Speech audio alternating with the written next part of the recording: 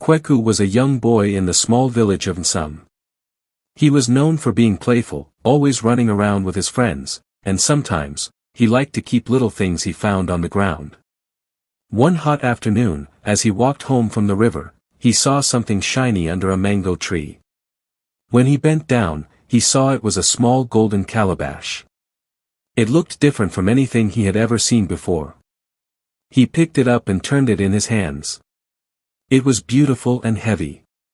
Kweku looked around, no one was there. He thought of keeping it for himself.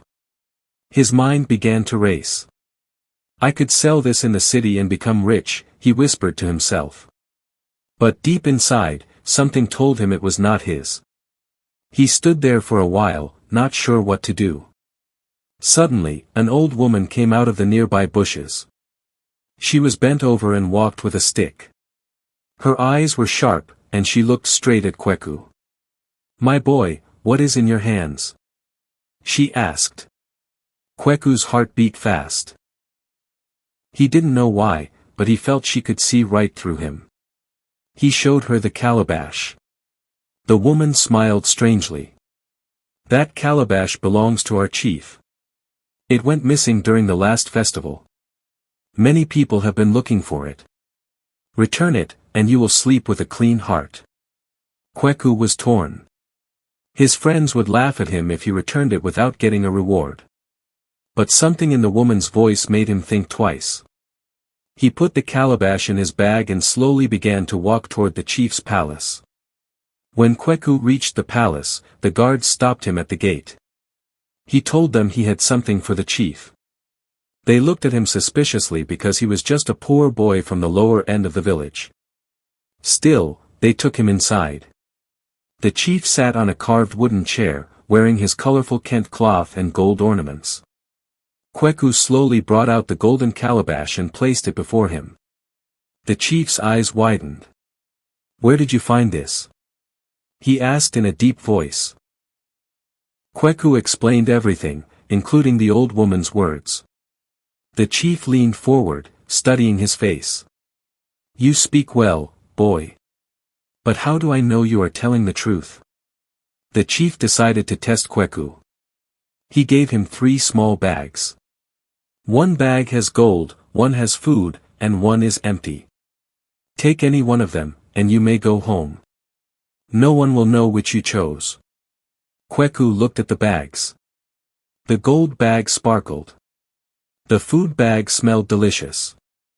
But he thought of his mother's words, better to leave with an honest name than a full hand of stolen food. He chose the empty bag. The guards laughed. The chief smiled. "You have passed my test, boy." This was not about the bags, it was about your heart. The chief called his elders and told them what had happened. This boy returned what many would have stolen. "In our village, we must honor honesty," he said. The elders nodded in agreement. The chief ordered that Kweku be given a scholarship to attend the best school in the district. He also gave him a small piece of land for his family to farm on. The news spread quickly. Some people praised Kweku, but others whispered that he was lucky. His friends were surprised that returning the calabash had brought him such blessings. Later that evening, the old woman who had first spoken to Kweku appeared at his home. She smiled at him warmly. "You have chosen the right path, child. Many people fail such tests. You have planted a seed that will grow into a great tree." Before he could ask her more, she disappeared into the night. Kweku's mother hugged him tightly. "You see, my son, honesty may not fill your pocket immediately, but it will fill your life with blessings," she said. Kweku now felt proud, not of the reward, but of knowing he had done the right thing. Months later, during the annual market day, Kweku was helping his mother sell yams. The market was full of noise, women calling out their prices, children laughing, drums beating in the distance. As Kweku counted money from a customer, he noticed a small leather pouch lying on the ground. When he picked it up, it was heavy with coins. This time, there was no old woman to tell him what to do. No one had seen him pick it up. His mind began to fight with itself. If I keep this, I could buy new clothes and shoes, he thought. But what if the owner is crying somewhere? He remembered the chief's test and how he had felt that day.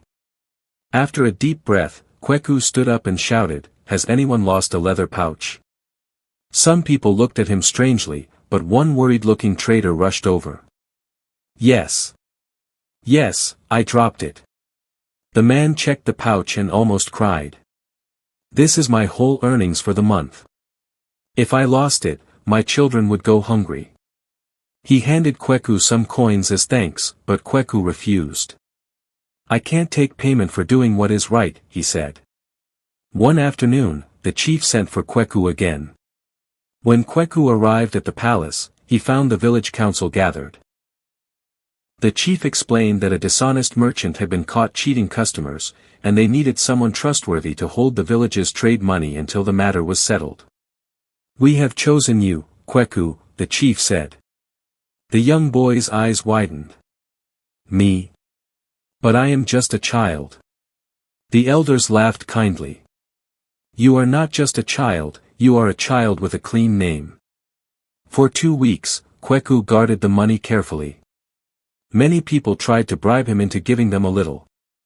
Some promised him gifts, others threatened him, but he refused. When the matter was resolved, Kweku returned every coin.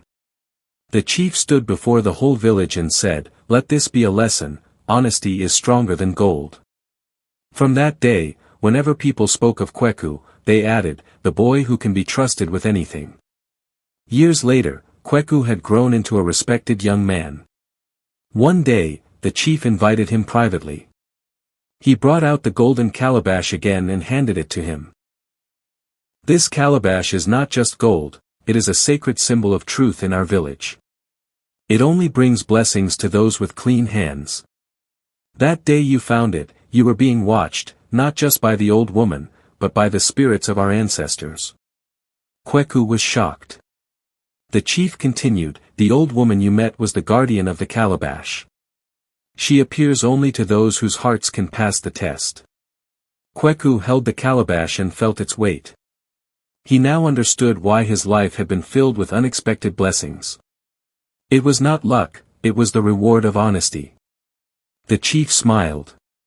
"You will one day be a leader here, not because of your strength, but because of your truthfulness." Kweku left the palace with the calabash, not as a treasure to keep, but as a reminder that doing what is right is the richest gift of all. Moral lessons. Honesty builds trust and lasting respect. No matter your age, status, or wealth, people will value and trust you if you are truthful and do what is right, even when no one is watching. Doing the right thing brings blessings greater than money. A clean conscience, opportunities, and respect are worth far more than gold or quick gains from dishonesty.